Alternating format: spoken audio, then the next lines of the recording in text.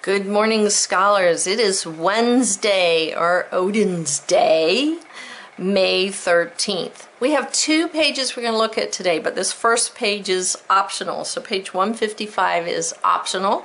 It's all about compound words, contractions, and then other words, and then happy endings. I'll take a quick look at this. So if you're so inclined, you can do this page, but remember, optional means it's an option. You do not have to complete it if you do not want to or you don't have time.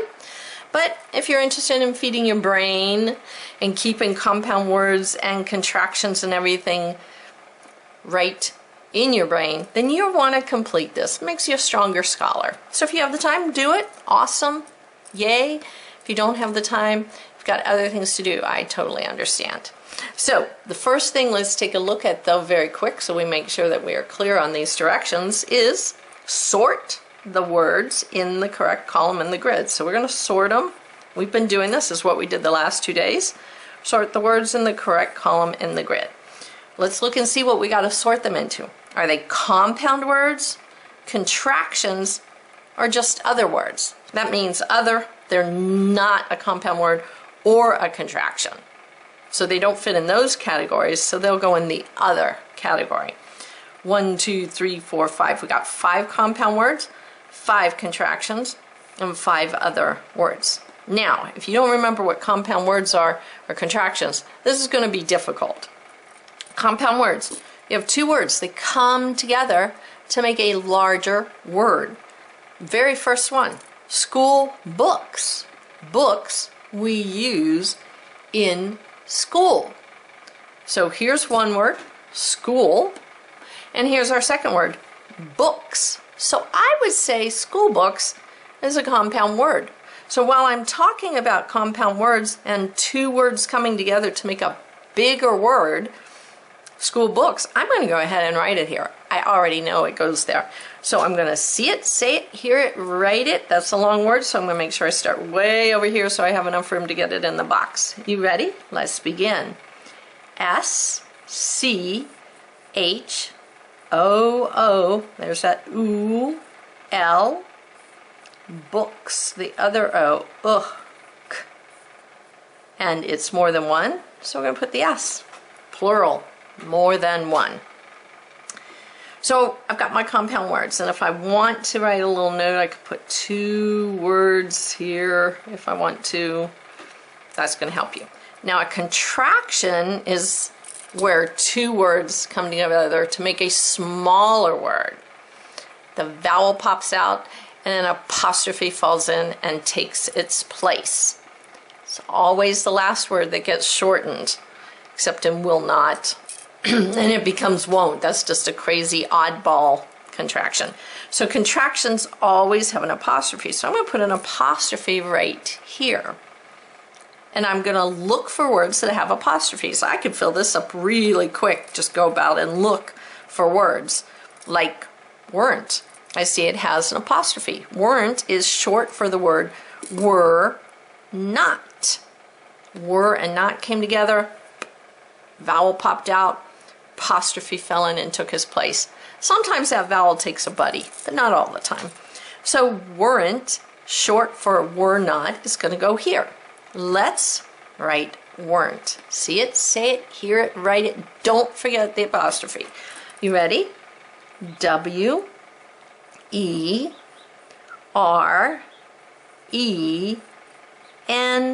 apostrophe T. An apostrophe looks just like a comma, but instead of it being on the line, it's up in the air between the 2 letters. And then an other, it's neither a compound word or a contraction. So if I look at newspaper, there's not a contraction. I see the word news and the word paper. It's a paper that's full of news. They're almost obsolete now, which means they're not needed, they're not existing. Online you see a newspaper, but it used to be actual paper full of news. So that would go here, compound word. So let's look at the next one. Continue. Continue, I do not see 2 bigger words coming together. or two words coming together to make a bigger word, or an apostrophe. So I think continue is our first other word. So can you write continue there?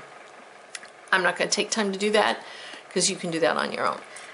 I am going to slide the page up so we can take a look at the happy endings. Let's read our directions very carefully. Some of us are getting in a habit of not doing that.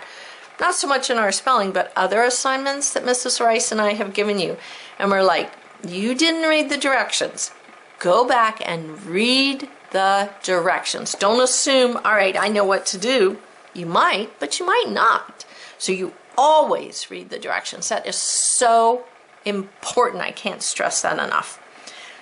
Very first thing, you put your name on it. Next thing you do is you read the directions. That's how it works. Happy endings. It says to draw a box, so I'm going to box and box. I haven't done this for a while, so I remember how to draw a box around the main word. Oh, and underline the ending. So I'm looking for the main word, something that can stand on its own. If I take the ending away, it's still a word. That's the main word, and then the ending is the thing that I add to change. First word is wealthy. Wealthy. Main word of wealthy is wealth. So I'm going to box it in. Someone who has a lot of money or other possessions. You could be wealthy with friends. You have a lot of good friends. Or wealthy with money. You have a lot of money. So I boxed in the main word. I'm going to underline the Y. And then I'm going to go to the next word. Wooden. Wood, of course. So I'm going to box in wood.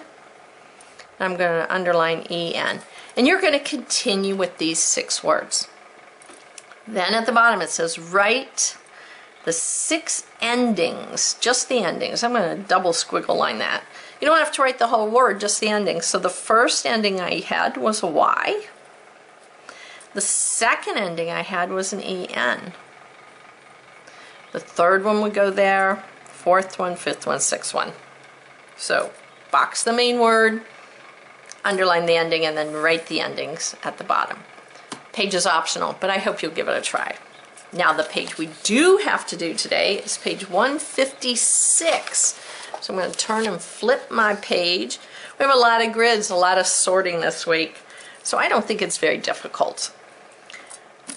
And remember, all of these are in the red lessons, so you can go back and find items where you're struggling with. Go back and find the lesson that it was in. The easiest way to do that isn't to flip through all the red, but to go to the very beginning of the book, look in your table of contents. Here's the red table of contents, and I'll tell you short and long of EA, days of the week, WH words, W words, double O words, EW words, UE words, UI words. So if you're stuck, you can go here and see, oh, well, that's lesson 20. I need to turn to page 134 and go back and do a quick review. We want to feed our brain correctly. All right, so here we have the ending sounds. Is it S or Z? S or Z?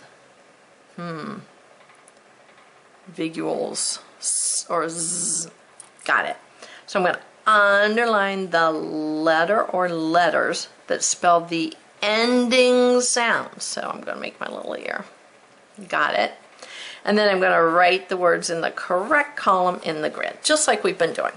Now this is where you can take your hand, you just very softly, gently place it on your throat, and if it's the S or the S, you're going to feel no vibration. But if it's making that Z sound, spelled S, you're going to feel your vocal cords vibrate. So everyone make the Z sound like we're a bunch of bees flying around. Zzz.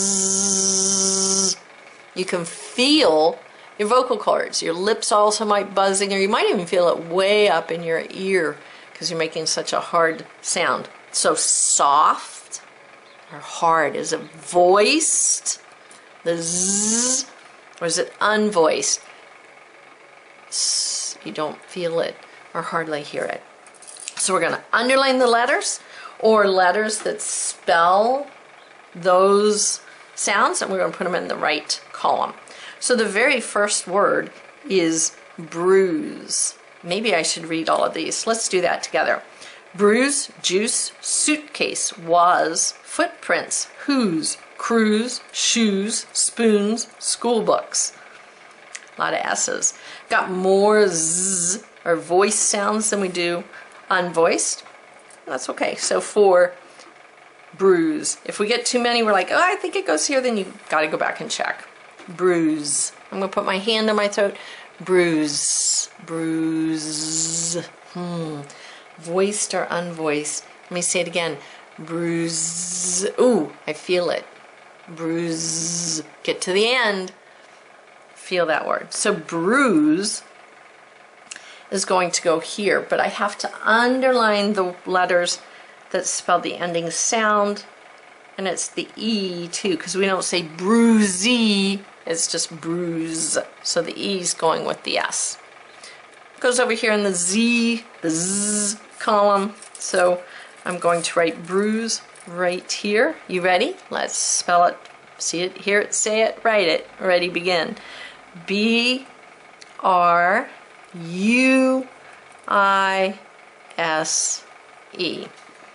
All right, the second word is juice. Again, you can take your hand and feel your throat.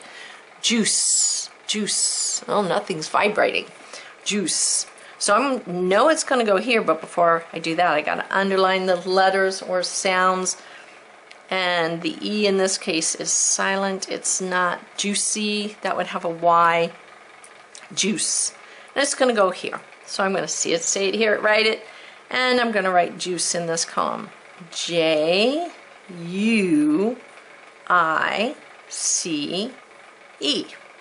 And I'm going to continue doing that. Now, if you want to go and underline the letters first and then put them in your grid, you can do that. Whatever works for you, just so long as you get all of the work done and as correct as possible.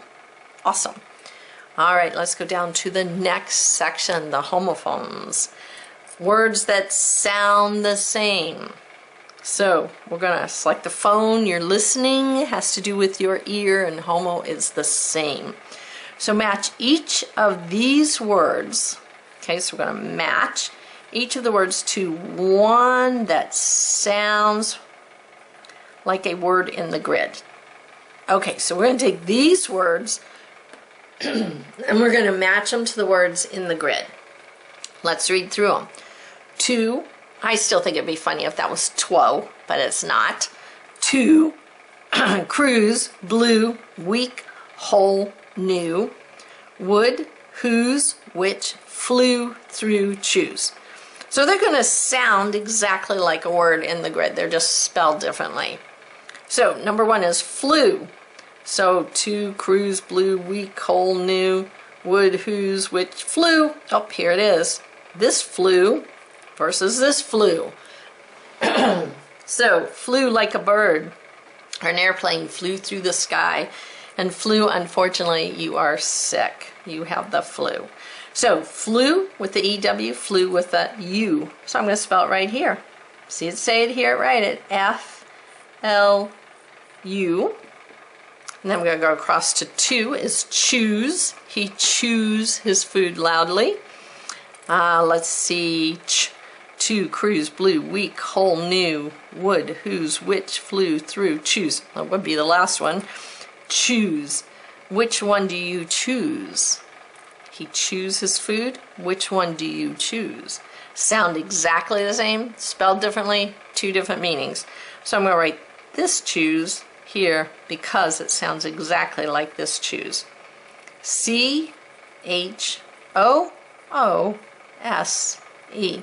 Now when you're doing these words, you might want to make sure you understand what they are. So if you don't know what the word means, this is a great question to ask your parents. Say, I know this word says cruise, but I don't know if this is the cruise like the ship, or if this is the cruise like the ship. Which one is the cruise ship, and what does this cruise mean? So if you're not sure which is which, make sure you do have that discussion with your parents or older brother or sister.